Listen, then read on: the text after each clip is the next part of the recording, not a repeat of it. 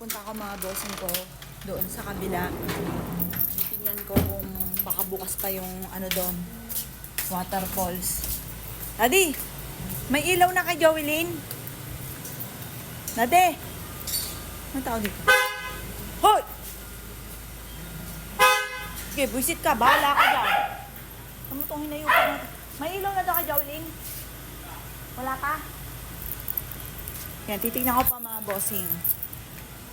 Sa mister ko, mananakot pang hinayupa. Ay! Magkano ha? Ma'am, para kay Ma'am Jolene. 26, ma'am. 926? Apo. Ah. 926 may pera ka dyan? Wala. Ikaw na. Magbubukas ako kay ate. Sir, ginagawa nyo. May rider po.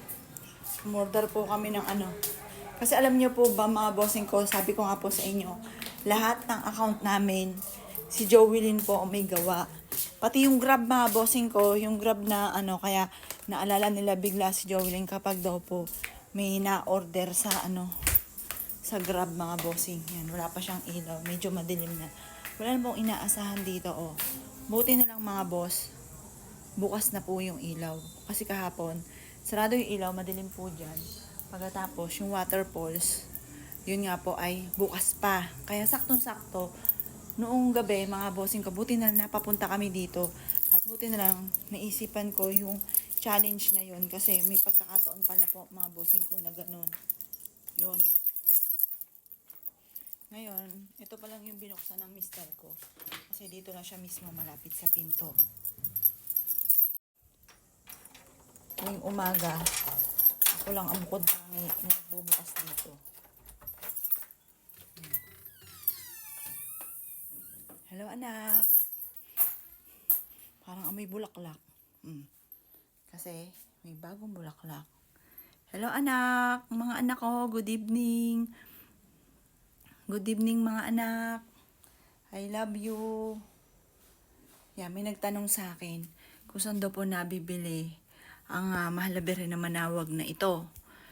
Doon po sa mismong Manawag po na simbahan church, doon ko po siya binili. Yan, napakaganda po talaga niyan. Kaya lang po may pagkamahal. Kasi yan yung gustong-gusto namin bilhin nung nabubuhay pa si Joelyn. Binalikan lang po namin siya kasi gusto siya ni Joelyn. Ang ganda kasi ng mukha. Tingnan niyo po. Ang ganda kasi ng mukha. Tsaka ivory po yan. Yun. Magandang klase daw po, hindi nagpe-paid.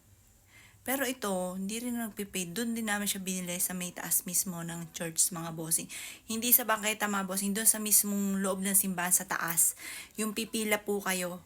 Tapos diretso ka na doon na lalabas. Good night, ate. I love you. I love you, ate. I love you so much. I love you, ate. Ate. I love you. Good night. Good night, ate. Pero dama ko po, nandito lang yung anak ko. Nandito yung presensya niya. Alam ko, dama ko bilang isang nanay. Nandito lang yung anak ko po. Hindi siya umaalis. Kahit doon sa kabila. Tapos kahapon, hug na hug ko yung unan po niya. Na hanggang sa parang ang sarap ng tulog ko kagabi. Kaya lagi kong ihahag po yun. Iba yung tulog ko kagabi, ang sarap. Kaya naman yung BP ko, maganda ang BP ko. Kasi pag di makatulog, syempre nababa yung BP. Yun, hindi naman po ako yun nga lang, minsan nagiging low blood po ako. Dahil nga po sa minsan di makatulog.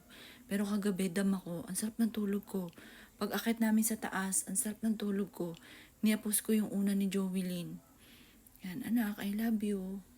Alam ko, wala ka man dito, pero alam ko na nakikinig ka. Hindi kita nakikita, pero nakikita mo ko. Anak, na mahal na mahal kita, anak. Kung kaya ko lang ibalik ang nakalipas, kung may magic ako, gusto ko nandito ka, like, nandito kayo ng mga anak ko. Mahal na mahal ko kayo, anak. Alam mo yan, gagawin lahat ni mami para sa inyo. Para sa inyo, mga anak ko. Dati-dati nung wala kaming makain, pagka alam ko gusto pa nila, sabihin ko, nagkukunwari ako. Sige anak, busog pa ako. Sige, kain na kayo. Yung ganun. Oh, talaga mami, busog ka pa. Oh, anak, kumain kaya ako kanina. Pero char-char lang yun. Kasi para makakain sila.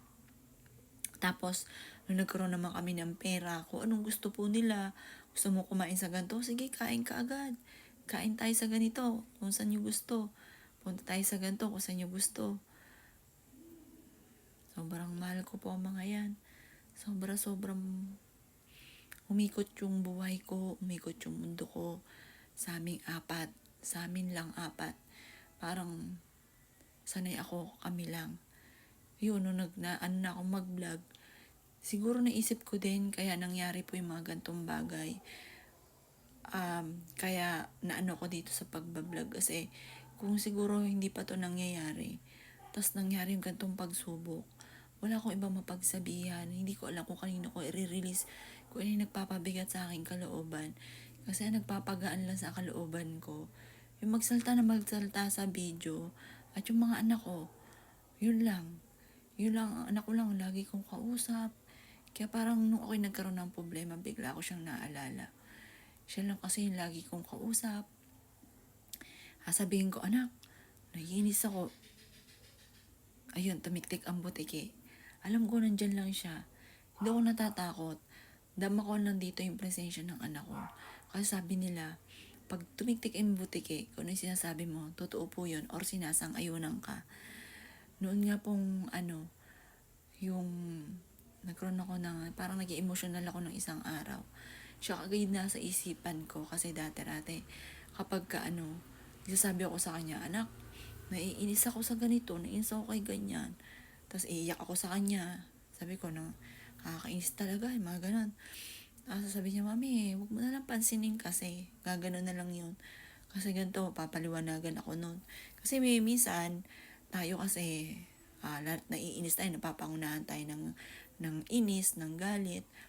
Minsan may dapat tayong kausap. Yun nga po yung nakausap ko nga po siya.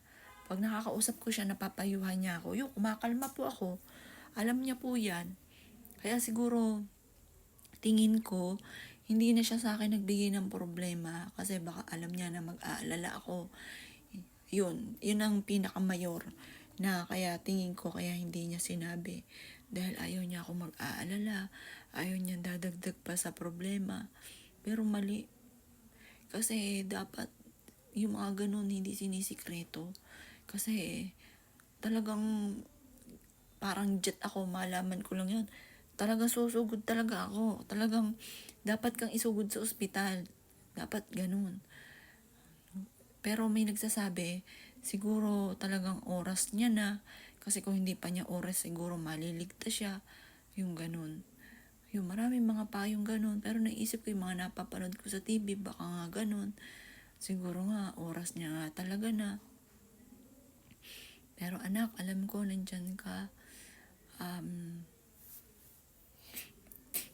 Yung present mo noon, di ko alam kung sinadya mo yun para malaman namin. Kasi parang, bigla na lang daw ako makatulog, tapos bigla na lang natuklasan ko yun. Pero ano man, kahit manisi man ako, or hindi ako mas nisi, kahit kasabihin kong kasalanan ko dahil huli kong nalaman, kahit ano man kasi hindi ka na maibabalik pa eh. Wala na, tapos na. Wala nang Jovelyn. Si Jovelyn na napakabait, kahit sermonan ko. Yung daddy niya, yun, nagkakaano sila. Pero kami, pagka naano ko sa kanya, nainis ako sa kanya, alam niyang galit ako, tahimik na po yan. Yun, hindi siya sasagot. Tapos maya-maya, ang papaawa, ipik ako. Sabi ko, ganyan ka na, titiis mo ang magulang mo. Tapos naiyak pa ako kasi ganun ako eh. Naiyak pa ako. Sabi ko, ganyan ka. Tapos yayakap na yun. Sabi niya, hindi mami, nahanap lang ako ng buwelo kasi baka galit ka pa, ganun. Ganun po siya. Mabait po yung bata. Alam ni Jovelyn na gagawin ko ang lahat para sa kanilang magkakapatid. Sobra ko silang mahal.